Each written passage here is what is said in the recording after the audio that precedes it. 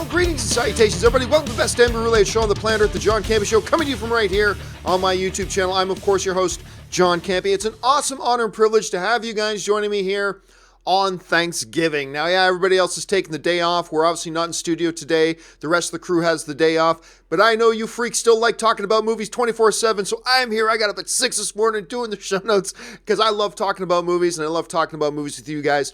So happy Thanksgiving to all of you guys. I hope you guys have a wonderful day today with friends, families, recharge those batteries, and get ready to kick a whole bunch of ass come Monday. And that's what we're going to do today. We're going to talk a whole bunch about movies here. We're just going to have a shortened show. Like, I've only got a couple of topics picked out here from emails that you guys have sent in, and then we're going to go take some live questions, and we'll wrap it up, and I'll go get ready to eat myself sick, as I'm sure most of you guys are going to be doing too. Now listen, before we get into all of our stuff today, we need to catch up on a little bit of house cleaning. Yesterday's question of the day. Now, of course, yesterday's question of the day, we asked, should anybody even care about what Bill Maher said about Stan Lee? A lot of people like freaking out, and I'm like, why does anybody care? Why should we care what Bill Maher said about? Who cares? Why are we even talking about this?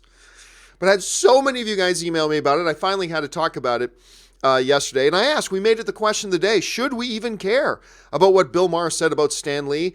And I'm really glad to see that overwhelmingly, most of you guys said no. 79% of you said, no, we should not care what Bill Maher said about Stan Lee. It's completely irrelevant because Bill Maher has nothing to do with the film industry or the comic book industry. Who cares? But, 21% of you still took it to heart. 21% of you said, yeah, we should be bothered by what Bill Maher said. So that is the results of yesterday's question of the day.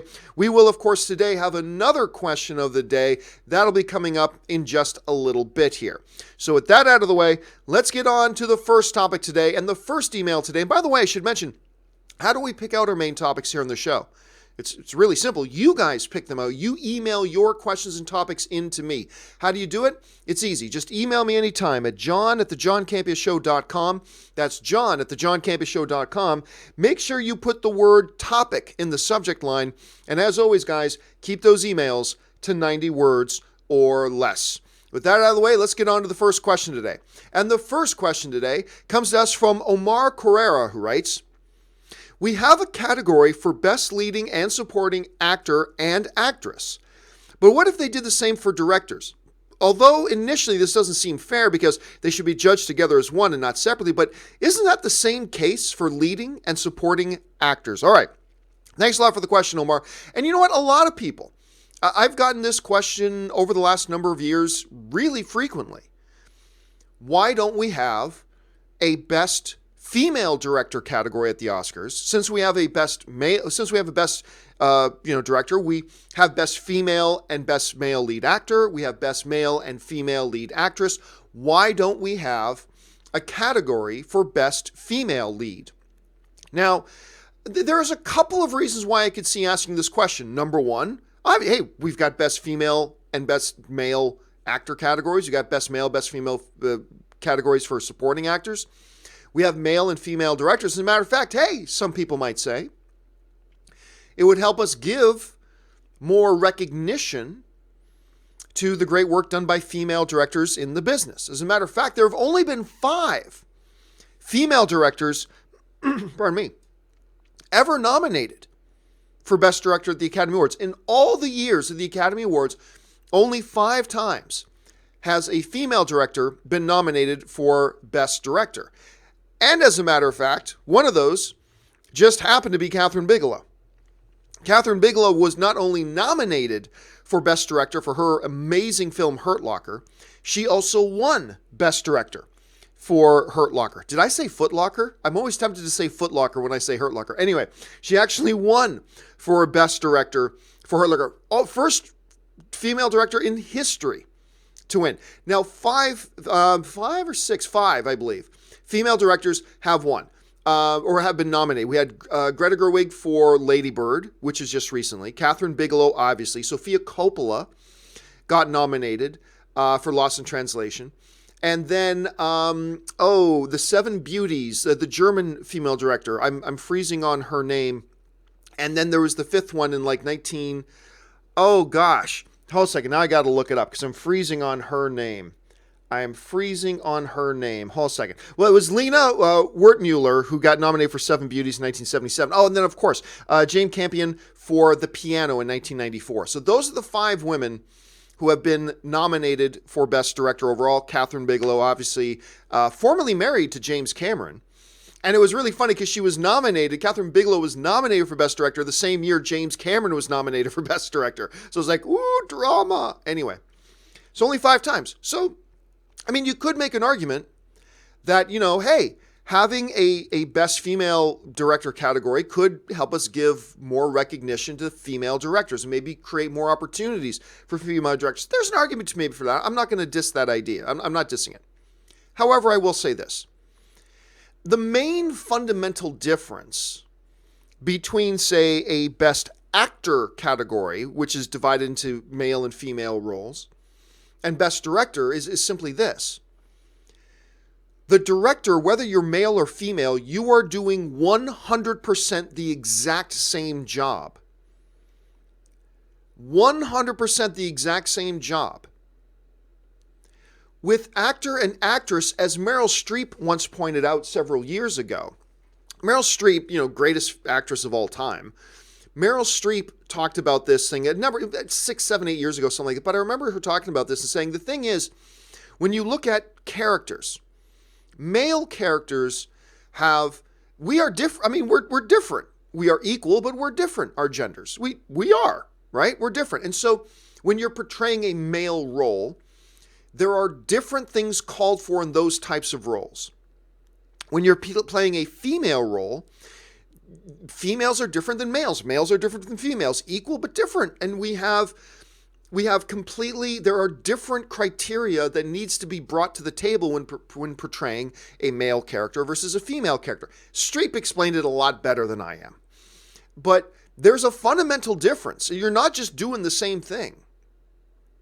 And so, them having a separate category for male performances and female performances, I think is justified. Now, look, I'm also of the mind that I'm not going to cry a river if someday the Oscars announce, you know what, we're getting rid of the gender distinctions and we're just going to say Best Actor, Best Supporting Actor, that's it, whether you're male or female. I wouldn't cry over that, but to me, it does make sense. There is a fundamental difference between how you portray male characters versus female characters. So I'm totally good with them having, their own categories to be recognized in. With director, it's a totally different thing. The director is responsible, whether the director is male or female, the movie is the same. They need to take that script, take those characters, take that story, and create the best movie possible. And there's no physical limitations either. Like, I understand why there are male 100-meter dashes and female 100-meter dashes. We are designed and built differently, the genders. So, yeah, you can't compare them apples to apples in physical competitions. That's fine, too. But when it comes to directing, you're doing the exact same job, 100% the exact same job, with no physical limitations that come along with it. Whether it's male physical limitations or female physical limitations. No limitations whatsoever. So look, would I proclaim, if the Oscars came out and said, we are considering doing a Best Male Director category and a Best Female Director category, would I be as upset about that as I am about this absolutely moronic, brain-dead, height of stupidity idea of creating a Best Popular Film category? Would I be as upset? No.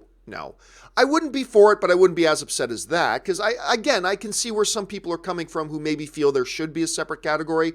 I get where you're coming from, I just disagree. Regardless of your gender, the director is doing the exact same job as the director doing the other movie. So that's why I feel it's justified having separate male and female categories for acting, and that's why I feel it's justified having only one category for directing. Because what's next? Are you going to do Best Male and Female Director and then do Best Female Written Screenplay and Best Female Cinematographer? All these things that you're doing the exact same job. So I myself, I'm not, willing to fight over it, but I would not agree with the idea of creating a separate category for Best Female Director. They are doing the exact same thing. Now, that's a totally separate topic from do female directors need to be given more opportunities? That's a totally separate conversation to have, and it's a good conversation to have. But nah. One category for Best Director, because it is not the same thing as the acting categories. That's just the way I see it. You guys may see it differently. And by the way, I could have my mind changed. Jump into the comments section and let me know your thoughts. And by the way, guys, that will bring us to today's question of the day. And today's question of the day is just that, and it's very simple. Do you think it's time for the Academy Awards to create a separate Best Female Director category? Now, I just gave you my 2 cents worth, but that doesn't mean you need to agree with me. Do me a favor. What you need to do is you go on over to @JohnCampea. That's my Twitter handle. It's simply @JohnCampea. Go on over there, and the very top tweet right now is the question of the day. Is it time for the Academy Awards to create a Best Female Director category? There's 2 options, yes or no. Obviously, I voted no, but you may want to vote yes. Register your vote, and we'll go over the results on tomorrow's John Campea Show. Okay, with that out of the way, let's now move on to the second email of the day. And the second email today comes to us from Shadawanda. I'm sure I'm butchering your name, Wan. Shadwanda. That's easier than I made it out to be the first time around. Shadwanda writes, I am a huge fan of the show. Thank you so much. I've been having a huge debate with friends regarding the crowded 8-day showdown of films coming this December. We always discuss box office, but not quality. Out of Mary Poppins, Bumblebee, Aquaman, and Into the Spider-Verse, how do you think these films will rank against each other quality-wise? All right, thanks a lot for the question.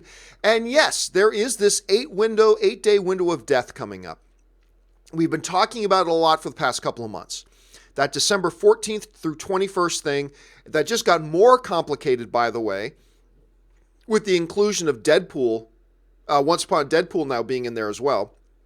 We got Mortal Engines, we got Spider-Man Into the Spider-Verse, we got Aquaman, we got Bumblebee, and we got several Mary Poppins and several others. It's a brutal window. Absolutely brutal window. And you're right.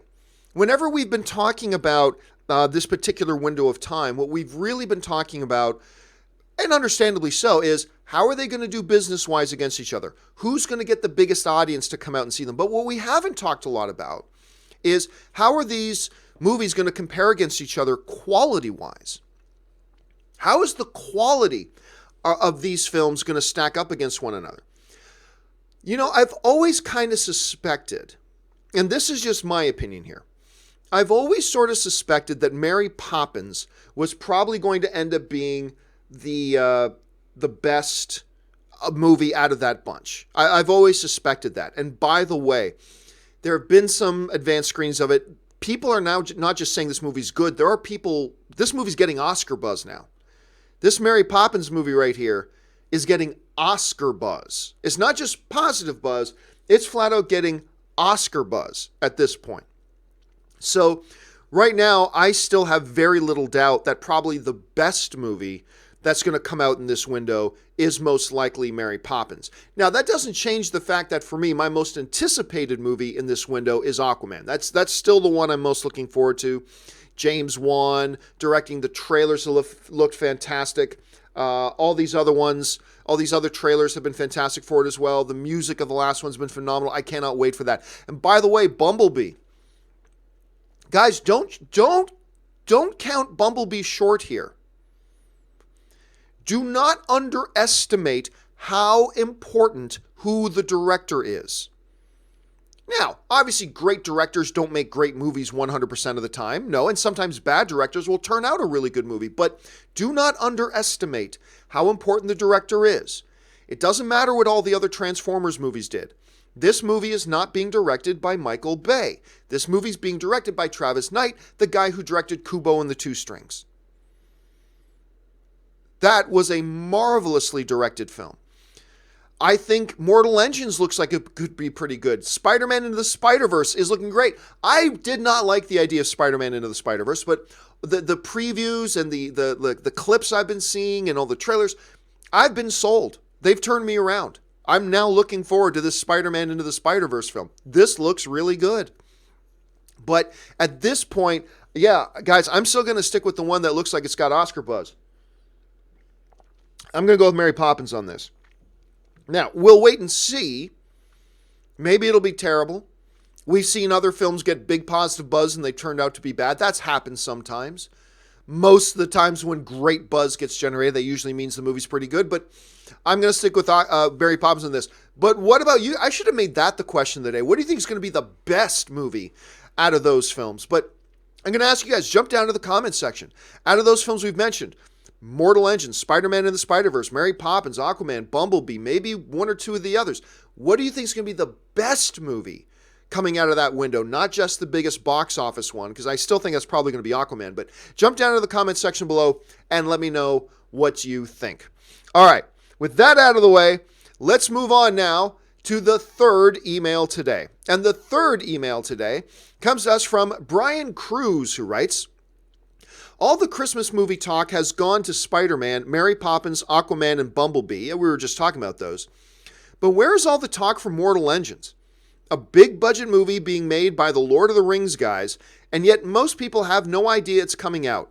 Thoughts on how this movie could be a disaster? All right, thanks a lot for the email, man. And yeah, it seems like in the glut of all these high-profile, big-budget, designed to be blockbuster franchise films, the one movie that really does seem to be getting left out of the cold a lot in all of the discussions is the aforementioned Mortal Engines. Now, I'm going to tell you this. I've never read Mortal Engines. I understand this is a series based on a series of books. Great. I've never read them. I honestly don't know much about them other than the, Wikipedia synopsises I read after hearing that this movie was coming out.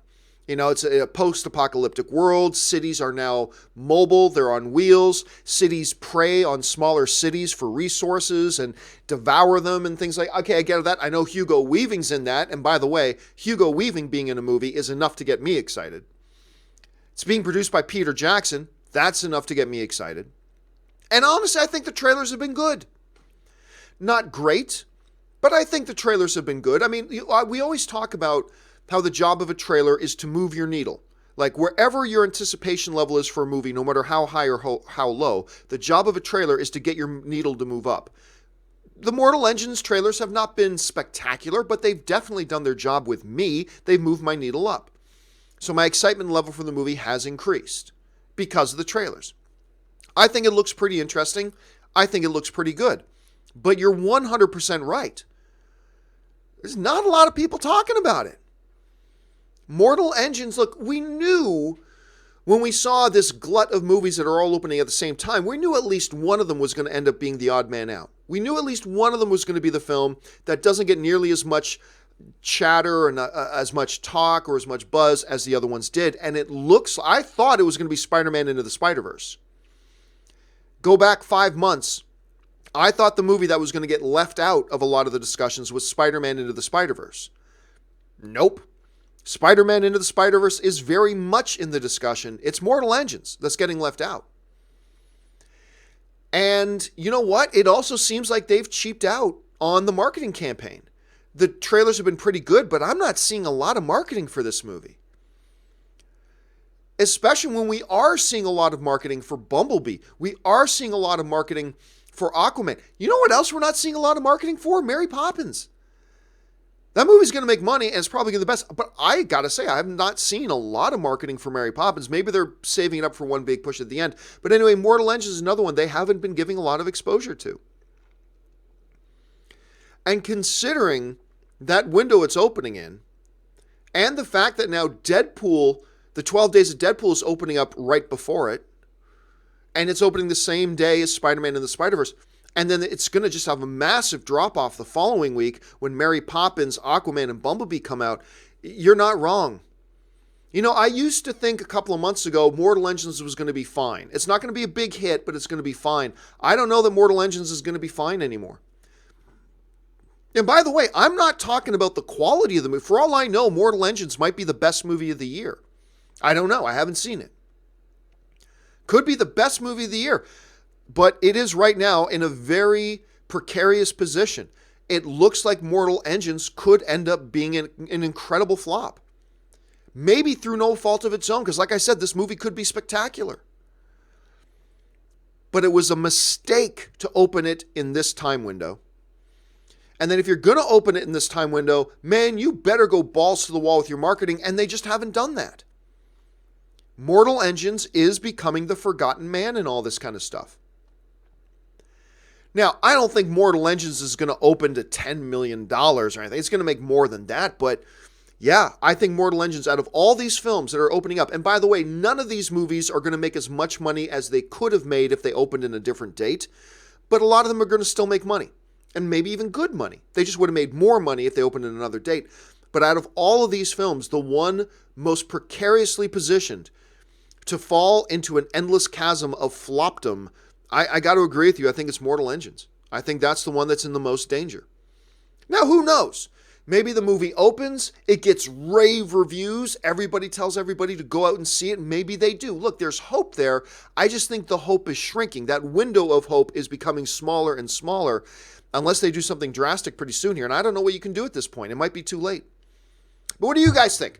I think that out of all these movies, the one that is most positioned to really flop here is probably Mortal Engines, especially considering how big of a budget this movie had. Maybe you think it's another one. Jump down to the comments section below and let me know what you guys think. Okay, guys, that's it for all of our pre-selected email questions and topics of the day. We're just going to spend the rest of the day now chatting kind of casually. I'm going to take your live questions for the rest of the day here. So let's go over to the live chat board here as I get it pulled up. Where are we at? Here we go. Let's go over and take some live questions. And the first question comes from us from Barry the Plumber. Very nice. Barry the Plumber from Toledo. Okay, for those of you who don't remember, on the John Campea Show yesterday, one of the things I said was, Bill Maher, talking about the Stan Lee Bill Maher thing. Bill Maher is not a movie personality. He is not in the comic book world. He's not in the movie world. You might as well care about what Barry, the plumber from Toledo, has to say about Stan Lee. You might as well care about what he says. And you don't, obviously. Somebody put together a profile. And they even got the same picture I used. Barry, the plumber from Toledo, writes, I think comic books are for everyone, and I respect that what Thieves done for the community in general. I don't know if Thieves was a typo or whatever, but thank you, Barry the Plumber for Toledo, and thank you for letting me talk about you yesterday.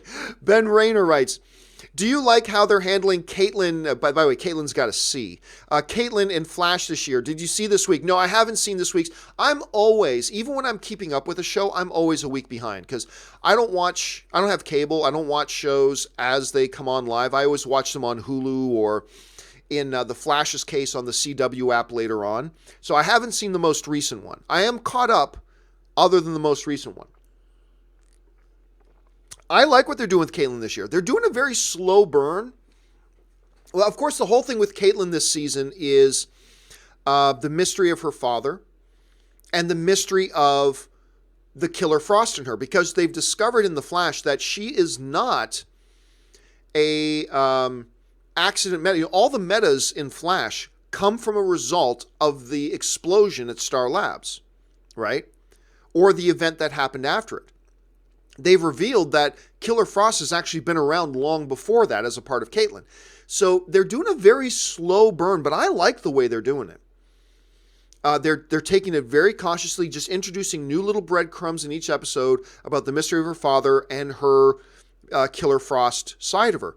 I like what they're doing with her a lot. And overall, I think Flash is very improved this season over last season. Last season was the first season of The Flash that I did not like. Didn't hate it, but I didn't like it. This season, I think they found their footing again, and I'm enjoying this season, and Caitlin is definitely one of those things that I'm enjoying. Ben Hayusa writes, Happy Thanksgiving, John. And happy Thanksgiving to you, Ben. Did a double feature by seeing Creed 2 and Robin Hood last night. Creed 2, awesome. Robin Hood, wow, so bad. Still haven't dragged myself out to see Robin Hood. I will this weekend. I will go see Robin Hood this weekend. But yeah, all the word of mouth on it is terrible. The reviews have been terrible, all that kind of stuff. I very much like Creed 2. Like I said in my review yesterday, I think the first Creed was better. And Creed 2 is very formulaic. It is formulaic, but even though it's following a formula, it did it with excellence. It did it with excellence. And my whole analogy is this. Yeah, you can have a recipe for baking a pie and you say, you just followed a recipe. Yeah, but there are people who can follow a recipe and make a crappy tasting pie. And then there are people who follow the same recipe and make it excellent because they executed properly. That's what it's all about. Did they follow a recipe? Yes. But was the end result a delicious pie? In the case of Creed 2, yes. Creed 2 ended up being a delicious pie. Formulaic? Yes. But it was done very well, and it just ended up being a really good movie. So I'm glad you enjoyed it. James Welsh writes, why don't Catherine Bigelow's films make money? Most of her films are bombs or just eke out a profit. Her most successful film just made over $120 million. Well, I think it's mostly because Catherine Bigelow doesn't make blockbuster movies. She makes more artistic movies. By the way, Catherine Bigelow makes excellent movies. She makes excellent movies. I mean, my favorite movie of hers is still Point Break with Keanu Reeves and Patrick Swayze. Point Break is awesome. And actually, I bet a lot of you guys are going, wait a minute, Catherine Bigelow directed Point Break? Yeah, Catherine Bigelow directed Point Break. And by the way, if you like the Fast and Furious franchise, you better thank Catherine Bigelow, because the original Fast and Furious movie was a direct, blatant, shot-for-shot, plot point by plot point, complete ripoff of Point Break. I mean, every narrative point and how it progressed along the way was all just Point Break. Anyway, put that aside. She made a Best Picture of the Year in Hurt Locker. She's had other films nominated for Film of the Year. But look, Hurt Locker is not the type of film that's going to be a big blockbuster hit. Detroit, which I thought was fantastic, and Jesse Plemons should have gotten a Best Supporting Actor nomination for that, directed by Catherine Bigelow. Detroit is fantastic. Maybe should have been nominated for Best Picture. Zero Dark 30 was nominated for Best Picture. The one movie she made that maybe was made to be a little bit more of a blockbuster was K-19 The Widowmaker, the one she did with Liam Neeson. That was a long time ago. That one didn't do all that great. But the fact that Catherine Bigelow just makes artistic, excellent, poignant, wonderful movies. But those aren't always the biggest blockbuster movies. Those aren't always the big box office movies. And, by the way, a lot of the times, all a director can do is make a great movie. That's all you can ask a director to do. After that, it's up to the studio and the distributor and the marketing departments to get people out to see it.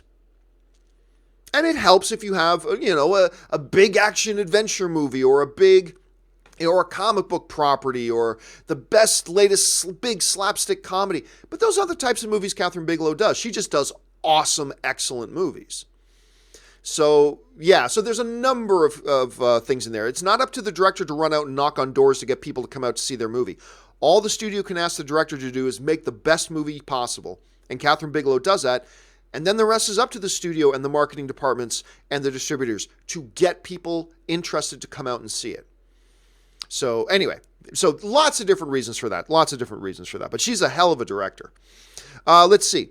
ZOMG Ruler writes, MCU turns out to be a book told by Deadpool in the reboot. Yeah, so, I mean, I am so looking for this whole motif they're going with Once Upon a Deadpool, with Fred Savage from Princess Bride, and they're recreating it. Wouldn't it be funny if it turns out the whole MCU, wouldn't it be great if Avengers 4 ends with cutting to a bedroom scene and Deadpool holding a book, and that, Johnny, and he closes the book, is how the Avengers beat Thanos. And then that's it. That's how they wrap up the entire MCU, and then they reboot it. That would be funny. Obviously, that's not what they're doing, but it would be hilarious. Robert Perez writes, Happy Thanksgiving, John, and everyone behind the scenes. I will pass on that along to everybody who's involved here, Jonathan and Ray and Matt and Mariah and Susan and Steven, and I'll pass on your well wishes to everybody. So thank you for that, Robert. Robert follows up, says, sorry I can't watch live. I'm watching the Weekly Hero. Well, thank good. At least you're watching one of them. And of course, guys, the newest edition of the Weekly Hero, fresh off the presses, came out last night. Me and Robert Meyer Burnett talking about a bunch of fun things. I love that show. I love doing that show. You know what, just for kicks, Robert's got like a free day next week, and he's going to be down at the studio to do some other things with me. And we're talking about maybe just doing an episode of the John Campea Show with Robert with me. Yeah, just for fun, just for kicks. So keep your eyes open to that. It's someday this week, this coming week. I think I'm going to have Robert on the John Campea Show with me just for a day, just for the hell of it, since he's going to be down in the studio anyway. But yeah, I love doing stuff. I love doing these shows with Robert. It's a lot of fun. Okay, let's move on here. Jack Leo writes, favorite Zemeckis movie? Personally, got to go with Back to the Future. But man, I hope they don't do a remake. Why? There is no reason not to do a remake. There's simply no reason to not do a remake. Why? Give me one legitimate reason you shouldn't do a remake. There is none. There is no legitimate reason to not do a remake. If they do a remake and it's great, yay, we've got another good movie. If they do a remake and it sucks, who cares? We still got the original. And by the way, studies have proved, research has proved that when a remake comes out, the original films of whatever the remake is, their rentals and their purchases go up. They spike when a remake comes out. So the worst case scenario is that they do a remake of Back to the Future and it sucks, but you still got the original and it'll increase interest in the original. That's been proven. That's been proven. Like when the newest, was it Running Man that Colin Farrell did? The Arnold Schwarzenegger classic? I can't remember if it was Running Man or one of the other ones. But anyway, online rentals, streaming rentals of the Arnold Schwarzenegger original spiked. Almost nobody had ever seen Infernal Affairs until The Departed came out. When they did Departed, all of a sudden interest and recognition and awareness of the original Infernal Affairs spiked. There is no legitimate reason to not do a remake because there's no downside. There's simply no downside. Anyway, as far as favorite Zemeckis movie goes, I got to go Castaway. Castaway, I think, is a very, very special movie. I think it's deep and profound on several different levels, perfectly acted by Tom Hanks. It's a great movie. Other than that, you got to look at Forrest Gump. I mean, that's the movie that won Zemeckis Best Picture of the Year. So you got to look at that as well. And certainly Back to the Future is right up there as well. Stubble McShave writes, after Dolph Lundgren's performance in Creed 2, what are the chances that he will transition into a character actor for the final quarter of his life? I don't think so. Like, look, he played a role that's not all that difficult to play, but he played it perfectly. But a thespian Dolph Lundgren is not. And he'll be the first one to tell you that. He did a great job in Creed 2. But it was very limited. They only gave him a certain scope of how much they needed him to do and what they needed him to do, and he executed it well. But that doesn't mean I think he all of a sudden magically transformed into a really good actor. Look, I got a big kick out of seeing him in Arrow. He was in Arrow last season, and I got a kick out of him. But I got a kick out of it because it's Dolph Lundgren. Not because he particularly acted the thing great, but we don't need him to because he's Dolph Lundgren. We love Dolph Lundgren. But, yeah, no, I don't think he transitions into any kind of a big character. By the way, that dude is still huge. Hold on a second. Hey, Google, how old is Dolph Lundgren? I got to find out how old Dolph Lundgren is here. Oh, didn't hear me. Hey, Dolph Google. Lundgren is 61 years old. 61. Man, he looks amazing. He's still huge and buff, and, he looks amazing, man. Okay, let's see. Javier Riaz writes, Happy Thanksgiving, John.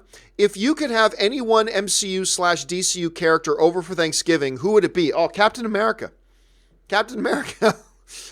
First of all, I think my favorite out of them all is Ben Affleck's Batman. But we all know he's not Batman anymore. But even then, even though he's my favorite, I wouldn't want that dude over for Thanksgiving. Just be sulky and brooding and all that time. No, I wouldn't want that. I'll watch him on screen. I don't want to have him over for dinner. Captain America, man. Captain America. Chris Evans' Captain America is who I would want to have over for Thanksgiving because he's Captain America. I'm not American, but I'm celebrating an American holiday. Might as well have Captain America over to do that. So, yeah, that's what I would go for. Dim-Sum05 writes, favorite Queen song? Probably We Are the Champions. Probably We Are the Champions. But, I mean, it's crazy. You don't realize... I didn't even realize I was a big Queen fan until I was watching Bohemian Rhapsody and all the music, and I'm like, I guess I'm a bigger Queen fan than I thought, like all these songs are doing, but I think I'm going to have to go with We Are the Champions. There's a lot of meaning in We Are the Champions. It was a very personal song, actually. It's not just a sports anthem song. It was a very personal song that Freddie Mercury did as well. So I'm going to go with We Are the Champions. Dim Sum 05 writes, if Harley Quinn can be an anti-hero, why can't Superman be a jar? Dim Sum. Are you seriously trying to compare Harley Quinn to Superman? Are you seriously trying to compare Harley Quinn to Superman? Superman, who has been around since forever. Harley Quinn, who I love the Harley Quinn character, but it was just like created a few years ago for an animated series. One who's the most iconic figure of the pantheon of superheroes, with a character who's created as a little side character to one of the villains on an animated series number of years. Don't get me wrong, I'm not crap talking Harley Quinn. I like the Harley Quinn character, but you can't seriously be trying to compare Superman to Harley Quinn. And the type of gravitas each one of those characters carry, and what kind of respect should be shown to each one of those characters. Come on, Dim Sum. You know better than that. You know, don't pretend to try to compare Harley Quinn to Superman. They are different circumstances and different characters, and they should be approached very differently. So, yeah, come on, man. You know better than that. Stubble McShave writes, did you see the new trailer for Stan and Ollie? I haven't seen the new one. I saw the one that came out a while ago. Looks really great. I love seeing John. Why am I freezing on his name? Hold on a second. John C. Reilly. I love John C. Reilly. It's really cool seeing John C. Reilly coming to a dramatic role. And the trailer's good. But I got to be honest with you. I've heard from some people who've seen it, and apparently the movie isn't actually all that great. The trailers have been spectacular, though, but I haven't seen the newest one yet. I'm going to have to keep my eyes open for that. Dim Sum writes, I want to be exhausted after Avengers 4. Of that, I have no doubt.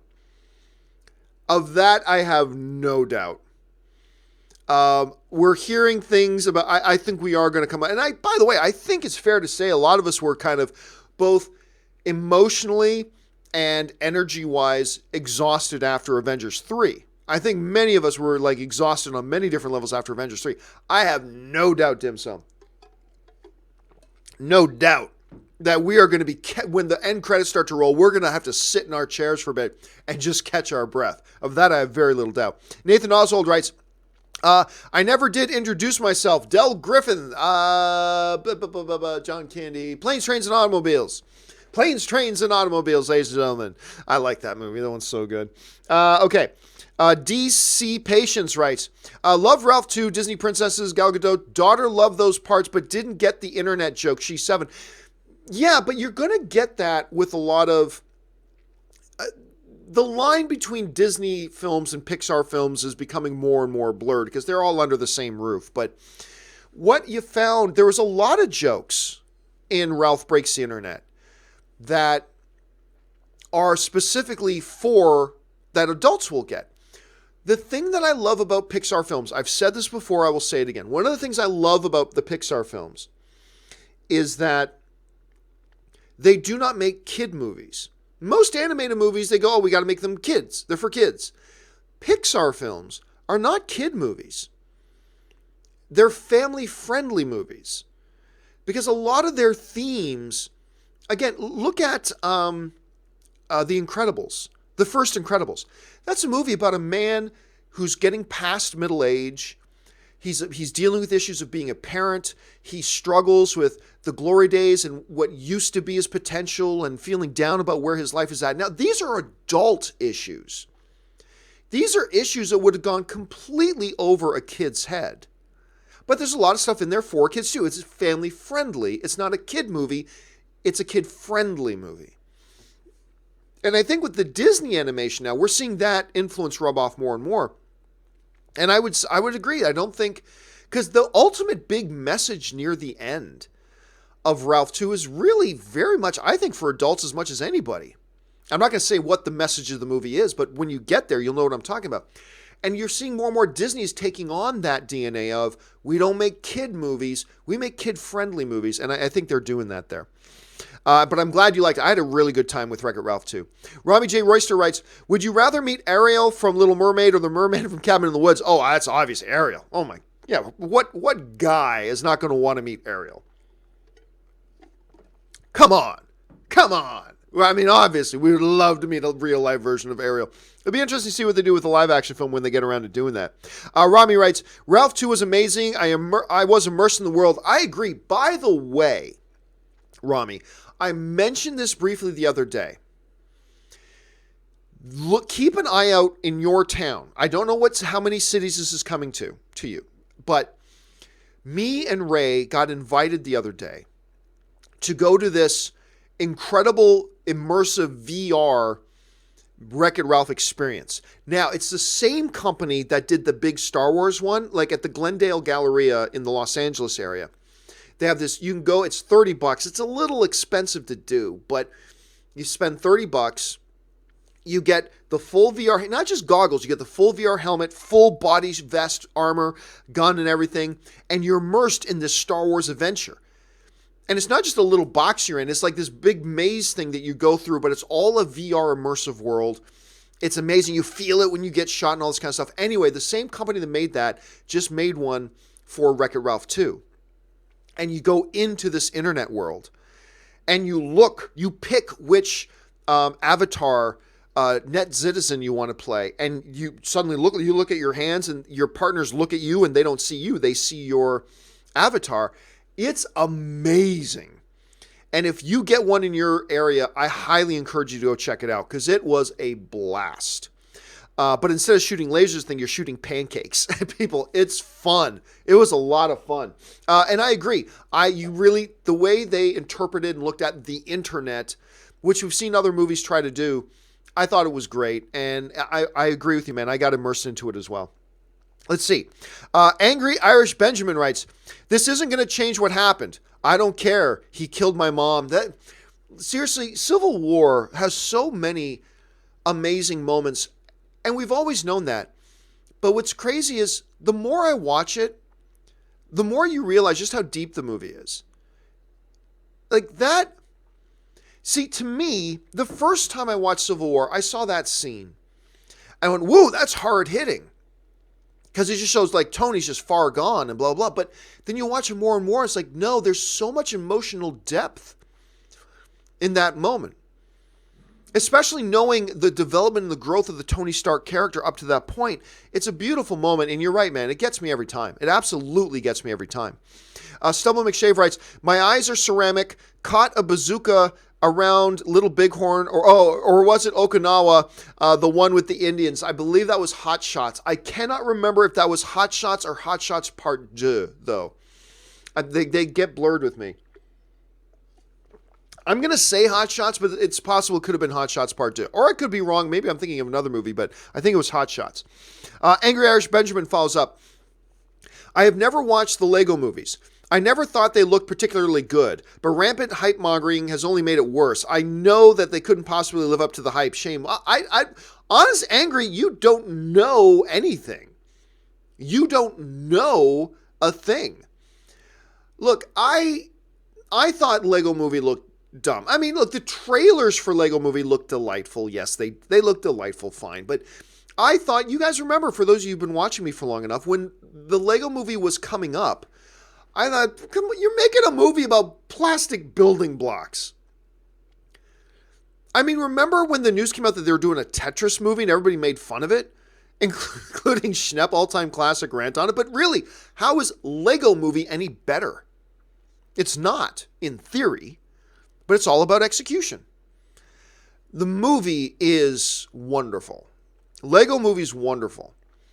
So, dude, at some point, give it a shot. Just clear your head, leave your expectations at the door, grab yourself a snack, a drink, sit down and watch it. You're going to have a good time, my friend. You're going to have a good time sitting down watching the Lego Movie. Maybe it'll be the greatest movie you've ever seen. Maybe it won't be, but it's going to be good. You're going to enjoy it. All film's subjective, but I feel pretty safe in saying I think you're going to enjoy it. You know what I mean? Give it a shot one of these afternoons, man. Give it a shot. And then let me know what you thought. Fire me off an email. Let me know what you thought of it once you do have a chance to see it. Ram Bruma 30 writes, I'm butchering that. I was wondering what you thought about a Jack Johnson pick, the boxer. The man has an incredible story. He has fought wars in and out of the ring. First black man to win the heavyweight title.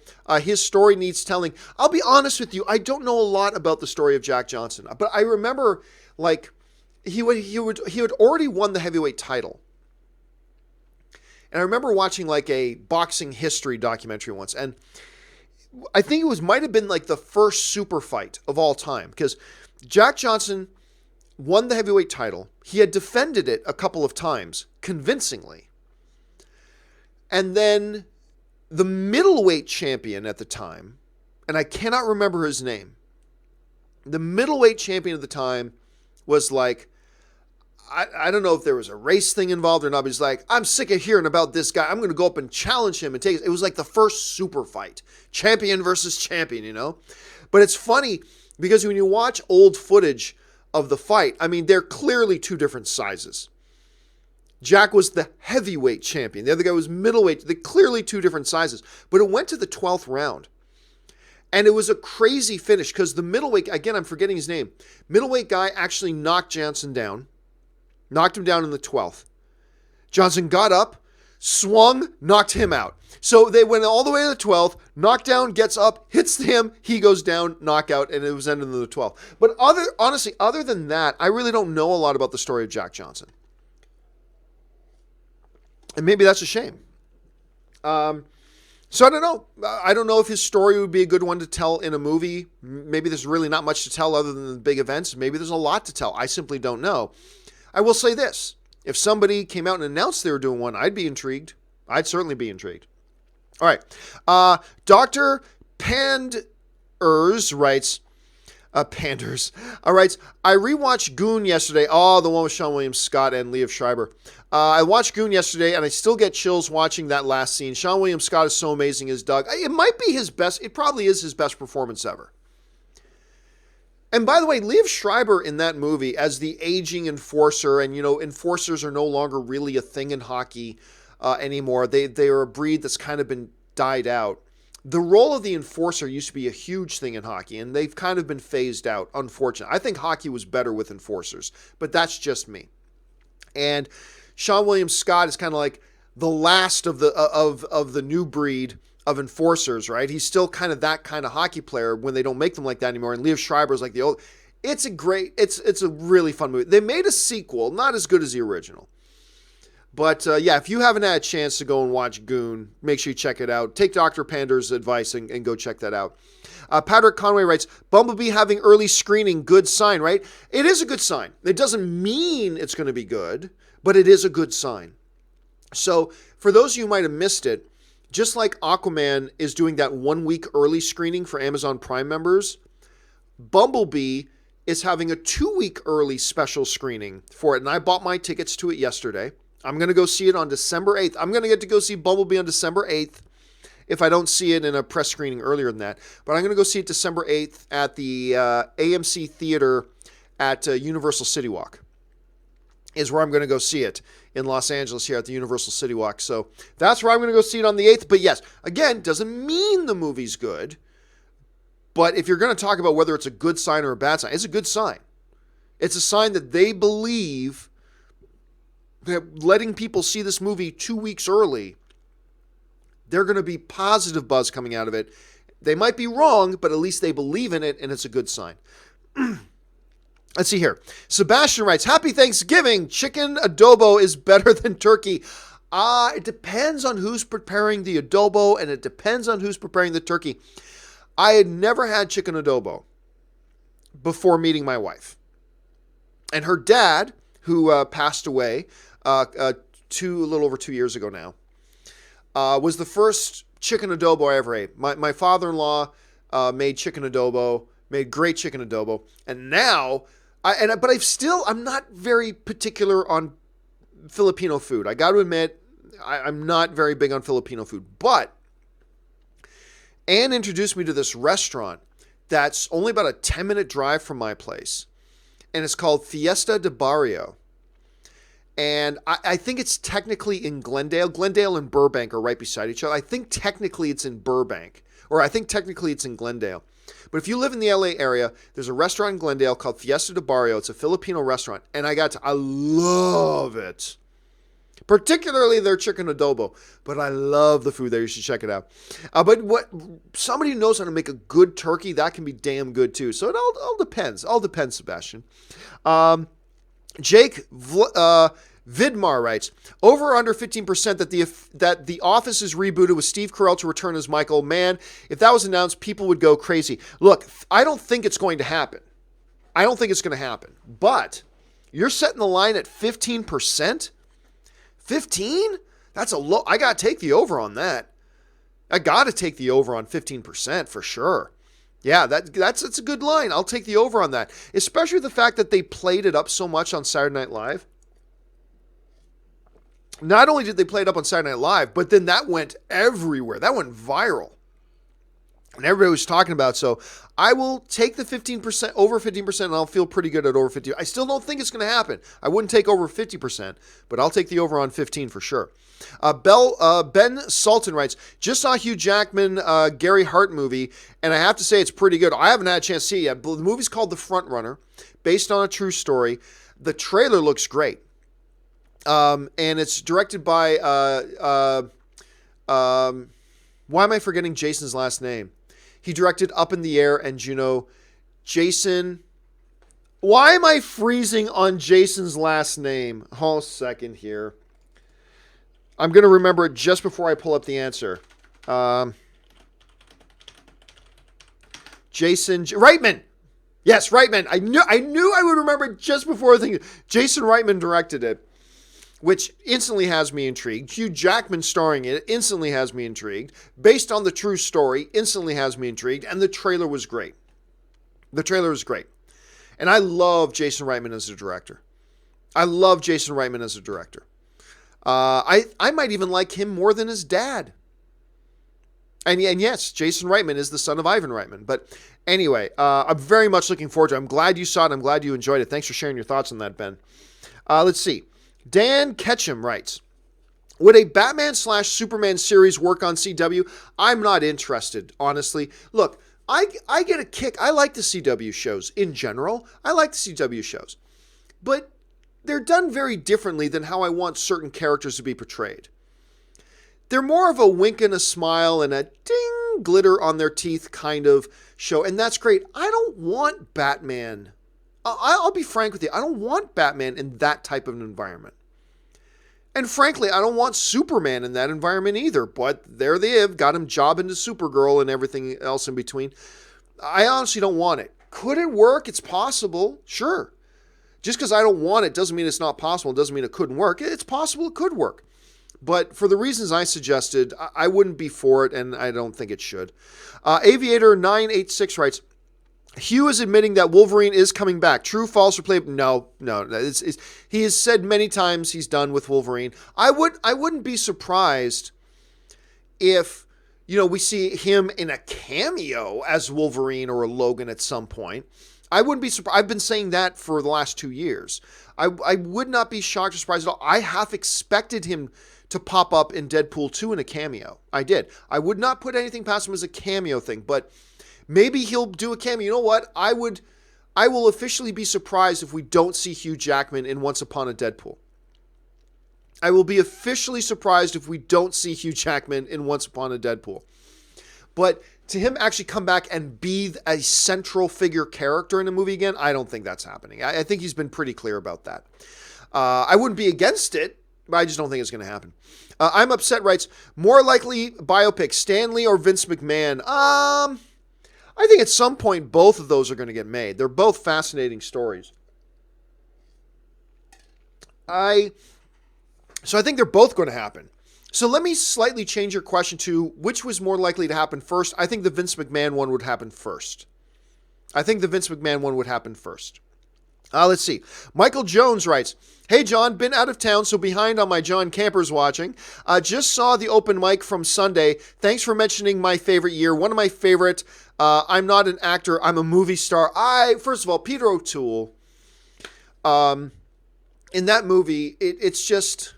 I love my favorite year, and it is the movie, despite all the amazing things that Peter O'Toole has done in his career before he passed away.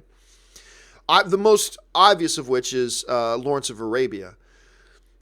The movie that made me a big fan of Peter O'Toole is my favorite year. And not everybody loves that movie, and that's cool, but for whatever reason, it all just works for me. I'm not an actor, I'm a movie star. I love that movie. And you know, a lot of people talk about there are classic movies. If you're a film fan, you need to go back and get those movies into your repertoire. And that's true. Lawrence of Arabia is certainly one of them, blah, blah. But the other cool thing to do, and I've done this a number of times in my life, is take an iconic actor and go and say, you know, next Sunday afternoon I have free. You know, from noon till I got plans at night at 8 o'clock. I got like 8 hours free next Sunday. Take an iconic actor and go, I'm going to look up 2 or 3 of that iconic actor's movies that they aren't best known for. You know, I've done that a couple of times in my life. I did that with Charlton Heston once. I did that with Peter O'Toole. I've done that with a couple of actors. But it's a fun thing to do. It's a fun thing to do. And if you've got a couple hours one afternoon on a weekend, grab 2 or 3 movies. And if you're going to do that for Peter O'Toole, and you should do it for Peter O'Toole, but if you're going to do it for Peter O'Toole, definitely include on that list my favorite year. It's I adore it. You may not like it as much as me, but I adore that one. So anyway, thank you, Michael, for bringing that up and re-bringing up my favorite year. I'm really glad that you did. Thanks a lot for that, man. Let's see. Preston Walden writes, Happy Thanksgiving. I'm thankful for Avengers Infinity War on Netflix next month. Well, is it not on Netflix yet? Well, enjoy it because it ain't going to be on Netflix for long once the Disney streaming service starts up. But yeah, a lot of good movies this year, dude. And obviously Infinity War is one of those, but a lot of good movies. I didn't realize it's coming out on Netflix next month. Michael Jones follows up, just got AMC stubs. There are 2 AMC theaters and 2 Regal theaters in my area, but AMC does not have reserved seating. What? And Regal does. Other than that, AMC are better theaters. And it all depends on the individual theater, right? I've been to some really great Regal theaters, but yeah, I think AMC has always put a little bit more attention. I've worked with AMC theaters in the past, so take that with a grain of salt, but yeah, it all depends from theater to theater. I'm shocked because AMC has been moving more and more towards, they're transitioning all their theaters into pre-assigned seating. It's really unfortunate that which by the way, other countries have had pre-assigned seating for a decade or more. Why North America has been so far behind on that is crazy. Now, I am grateful that it's finally all coming. And I'm grateful now that most movie theaters you go to will have pre-assigned seating. I'm grateful for that. But it's still shocking to me that we live in the dark ages, that like people, good movie fans like you, Michael, are living in an area where there are theaters that you still can't pick your seat? Seriously? Seriously. It's ridiculous. There's just no excuse for it. There's absolutely no reason why those AMC theaters could not have pre-assigned seating next week if they wanted to. It's ridiculous. So, yeah, that would be a big thing to me. Even if one theater has a little bit better picture, a little bit better sound, but the other theater's got pre-assigned seating, I'm going to the other theater. I don't want to go in there and go, where's there a seat I can have? No. That's 1980s bullshit. I don't want to do that anymore. So, yeah, it would be a big change. They got to get on that, Michael. I mean, and if I were you, dude, go up, ask for the manager next time you're there and say, hey, be nice about it. Just say, hey, I'm a big movie fan. I enjoy coming to theaters, but as a modern moviegoer, can I add my name to the growing list? I'd like to put in a request that you guys make it so I can pick my seat. Everybody else seems to be doing it. I would really appreciate if you guys did that as a fan. Thank you very much. I'm going to go watch my movie. Now, be nice about it. But I would approach them or something like that. All right. Let's see. Jero Fordern writes, Happy Turkey Day. Just wanted to support the John Campea Show. Thank you so much, Jero. I really appreciate that. And happy Thanksgiving to you. I hope you have a great one. Toonie2 writes, Star Wars Episode 9 will not be $1 billion. Oh, you're nuts. I'll take whatever amount of money you want to put on that. Star Wars Episode 9 will not be $1 billion film. Maybe between $700 and $900 million. Nobody I know cares about Star Wars anymore. Well, good for you. there's that whole small little circle mentality. Nobody I know, it doesn't matter.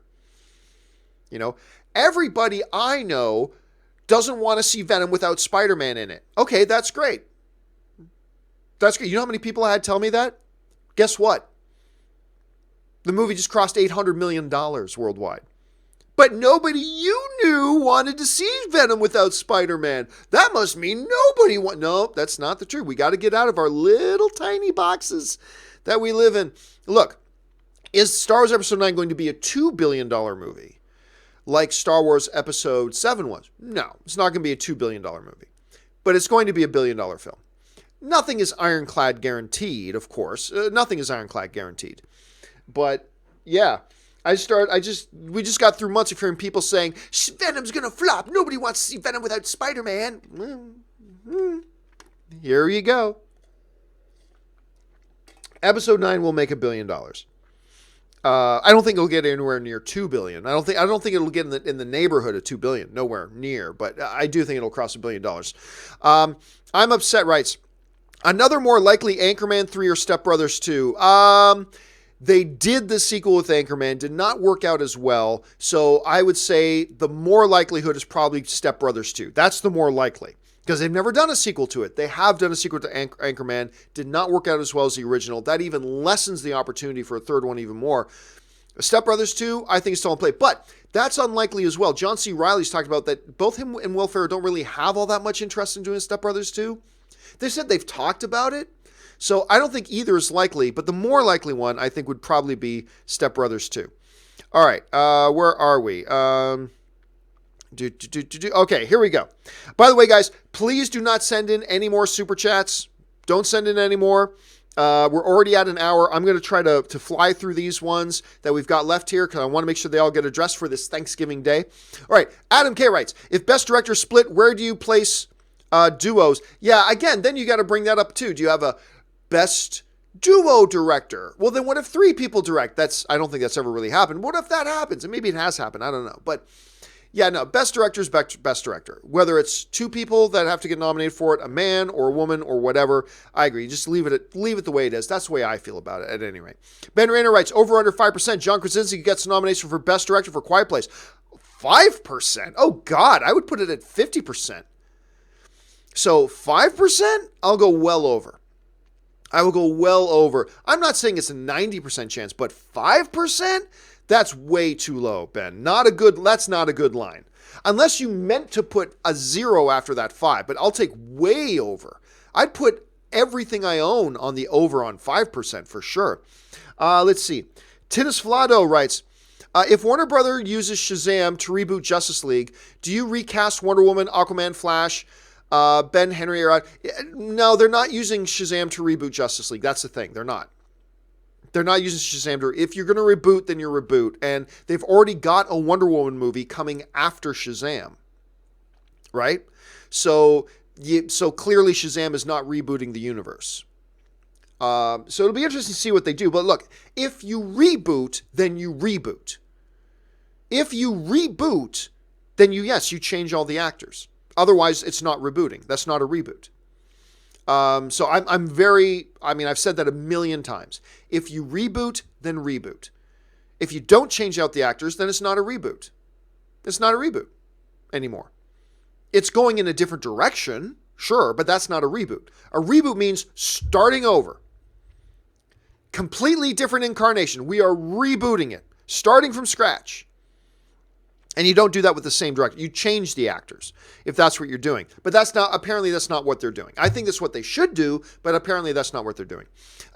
Captain Mexico 21 writes, I have a tough decision to make. My birthday so happens to land on December 21st. I plan on watching 3 films using A-list. Which film should I pick? Well, the good news is that the previous week, Mortal Engines and Once Upon a Deadpool and Spider-Man Into the Spider-Verse are the previous week.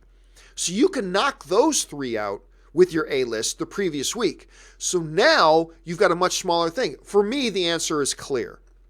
For me, it's easy. It's Mary Poppins. It's for this new week, it's Mary Poppins, it's Aquaman, and it's Bumblebee. I think that's what you use your 3 films. And now, there are some great films coming out as well. Like Welcome to Marwen looks amazing, and there are others as well. But those are the big must-see movies sort of things. For me, Mary Poppins, Aquaman, and Bumblebee. And then the following weekend, I would use to catch up on those other ones, like a Welcome to Marwen, which I'm very excited to see. Which, I mean, could be an Oscar kind of movie, but that's how I would break it up. But anyway, and happy advanced birthday, by the way, Captain. All right, ZCM Zombie Custom Maps writes, do you think Anchorman and Austin Powers crossover would work? Well, I mean, look, anything can work, right? That's Felipe, the sentient dancing microphone. Anything can work. Anything can work, depending on how you handle it. Depending on what you do with it and how you execute it and all that kind of stuff. It all depends. I think there's a time difference between them. Like, wasn't Austin Powers frozen or something at that point? But I'm not really sure. The bottom line is this. If a Felipe the Sentient Dancing microphone thing can work, if you get the right script, right director, right performances, best idea, blah, blah, blah. If a movie about plastic Lego building blocks can work, anything can work. So if you're asking me, can it work? Yes, it can work. Theoretically. Not a good idea, but it can work. Hollid Love writes, I'm going to pay to get into a movie and sneak into other movies afterwards. Over under 3 movies watched before I get permanently banned at Regal. Just kidding. I like the fact that you even tagged Regal at it. Well, number one, obviously, don't do that. I mean, I know there are people who will do it, but you shouldn't, because you literally, there are studios and artists and everything put time, money, and everything into making these movies, and for you to steal something for free that was meant for purchase, it hurts the industry when you do it. So don't do it. I know, but I just love the fact that you tagged Regal at the end of that. That was hilarious. I like that. All right. Call of Duty God writes, John, if Disney bought Warner Brothers and introduced DC characters into the Marvel Universe and had Superman in the Avengers scene where they all are taking shots at picking up Thor's hammer, does Superman pick up Thor's hammer? Whoa, okay, now we're getting some deep sweat here. Okay. Yes, Superman can pick up Thor's hammer. I'll go on that. Yes, Superman can pick up Thor's hammer. I think on several different reasons.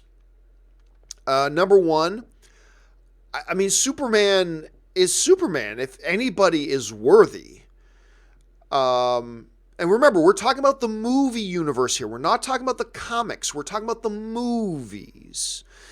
And Mjolnir had the enchantment put on it by Odin. You know, if anyone be they worthy, shall have the power of Thor.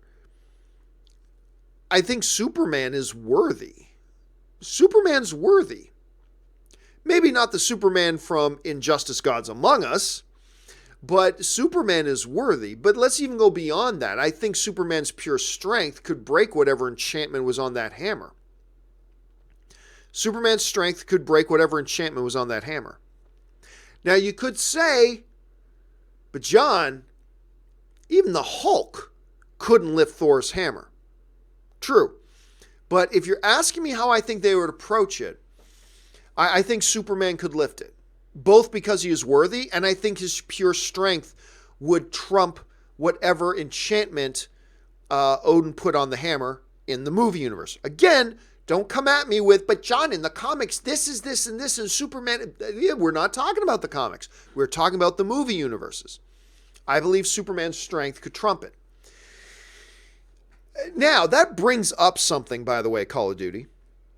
That brings up something to me that the one thing that I really wish they have addressed, because I believe they're really depowering the Hulk. And now, granted, they're depowering several of their characters in the comics, because if you overpower too many characters, it becomes unwatchable. But the thing about the Hulk to me that has always been so fascinating is, and this is one of the things in comics I wish they would bring over into the movies, was the theoretical notion that, theoretically speaking, there is no theoretical limit. There's that triumvirate of the word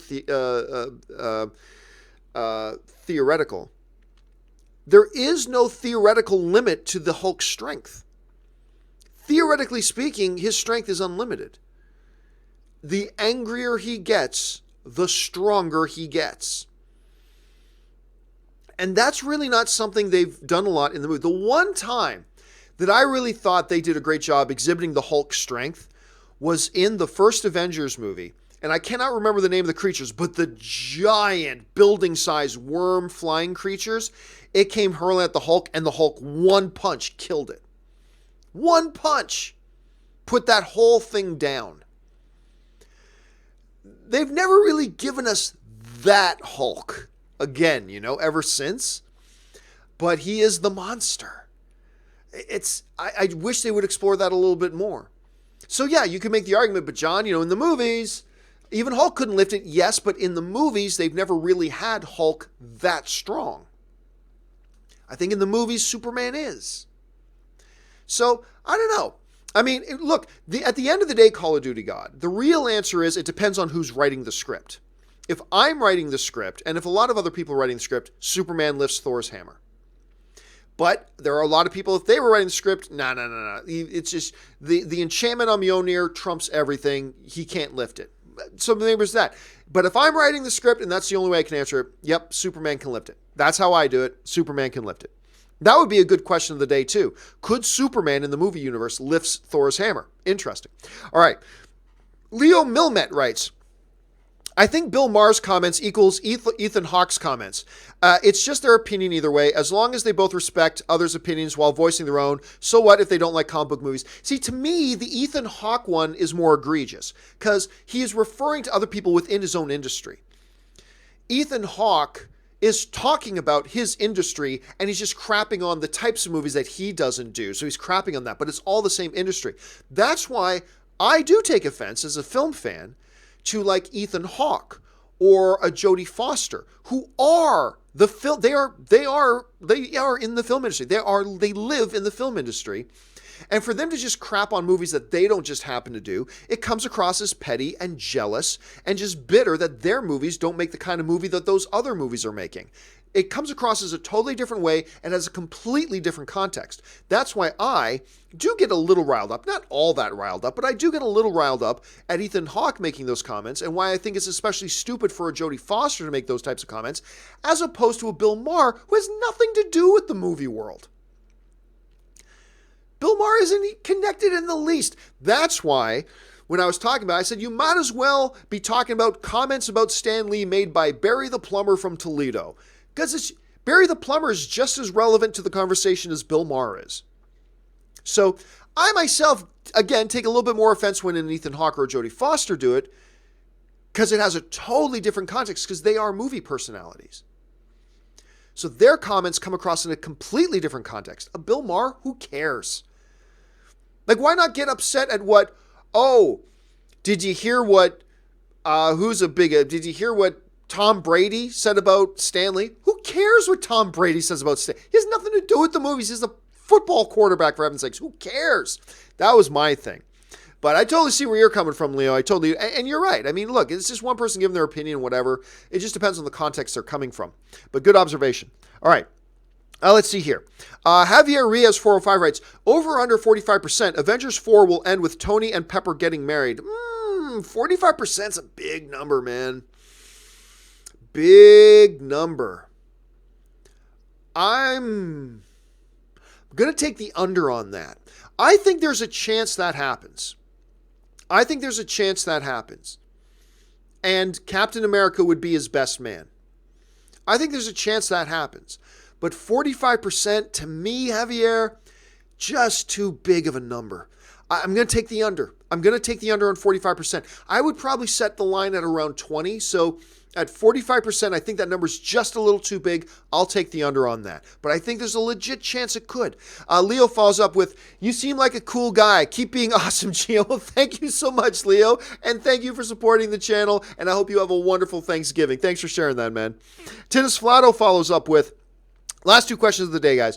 Tinnis Flato writes, just bury me in the ocean with my ancestors who jumped from ships because they knew death was better than bondage. A very profound moment at the end of Black Panther that, you know what, there's a misconception about Killmonger in Black Panther. Like, some people just see him as a misunderstood hero. Like, he just wants good things. The thing is this, and this is one of the good things about the character as a villain. Does he have some underlying righteous philosophies? Yes, there are underlying righteous philosophies that Killmonger, played by Michael B. Jordan, brings to the table in Black Panther. There are. But that is made, just because there are some righteous underlying philosophies that he has, that has confused a lot of people into thinking of, oh, he's just a misunderstood guy. No, Killmonger is flat out evil. Killmonger is evil. When he starts talking about, we're going to kill everybody who stands against us, and we're going to kill their children, and all that kind of stuff, and talking about, like an old woman says, but my king, we can't do that, and he grabs her by the throat, and blah, blah, blah. No, Killmonger isn't just misunderstood. Killmonger is evil. But I like that even more, because just because the character is evil, that doesn't exclude him from having some righteous philosophies, some righteous anger over some wrongs done to him and in the world. That's there too, but make no mistake, the dude is straight up evil. And they gave him a very interesting ending, and I really did like that ending quite a bit, but it doesn't confuse me into thinking he might have been a good guy. He wasn't. He's straight up evil. All right. Final question of the day before we go off and get ready to celebrate Thanksgiving. Leo Milmet writes, thoughts on Buffy the Vampire Slayer? I think it's the GOAT of all TV shows. It's so well written. Episodes like Passion in the Body and The Gift and Hush are perfect. I loved it so damn much. Hush was, by the way, probably my favorite episode of Buffy the Vampire Slayer. I'm going to say something that's very unpopular. Very unpopular. I don't even think Buffy the Vampire Slayer was the best show in the Buffy the Vampire Slayer universe. I think Angel was a better show. As everybody starts throwing things, everyone wants to kill me now. No. I think Angel was the superior show. I thought Angel was better than Buffy the Vampire Slayer. But Buffy was really good, and it was groundbreaking.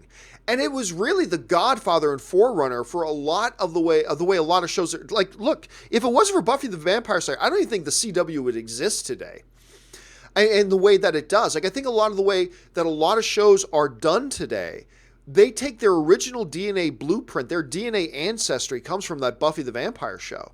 It was an important show. It was a good show. I don't put it in my top 20. And again, I don't even think it's the best show in the Buffy universe shows. I actually thought Angel was the better show. And again, everybody's going to get mad at me and start throwing things at me, but nah, I'm going to go with Angel on that. But yes, a good show, a very important show for the way it laid the groundwork and was the forerunner for a lot of the ways that shows are done today. And you can see the Buffy DNA in a lot of today's TV shows. Absolutely you can. And, yeah, really good stuff. But yeah, not my favorite stuff. But I know a lot of people who go cuckoo for that Buffy show, man. A lot of my friends absolutely adore and love that show. So you're in good company, Leo. All right, that will do it for today's installment, this special holiday installment of the John Campea Show. We'll be back here again tomorrow, guys. We're still holiday. The studio's closed down and giving everybody the day off tomorrow. So we're going to be back here at home. We're going to do another kind of more or less formal, just kind of relaxed kind of episode tomorrow. Make sure you come back and join me then, guys. I hope you have a magnificent day. I hope you have a wonderful time with your family, your friends, or even if you're just taking Thanksgiving to yourself to relax and recharge the batteries. Whatever it is you do, I hope you have a really good time doing it, guys. And thank you to everybody. One of the things I'm thankful for this year, I'll tell you what, it's you guys. You guys give me a group of fans every day to get together with, fellow fans, and talk about movies. Every day, you guys give that to me. It is a gift you give me every day of the year. And I cannot even begin to tell you how grateful I am for that, for the support, both the emotional support, the financial support, everything you guys have done for me and my show and what you give me as a gift every single day. I am grateful. And it's not just lip service. It's not just the stereotypical thing. I am so grateful for you guys. Thank you so much. I hope you have a great day, guys. I can't wait to see you guys again tomorrow. That's it for now. My name's John Campea. And until next time, bye-bye.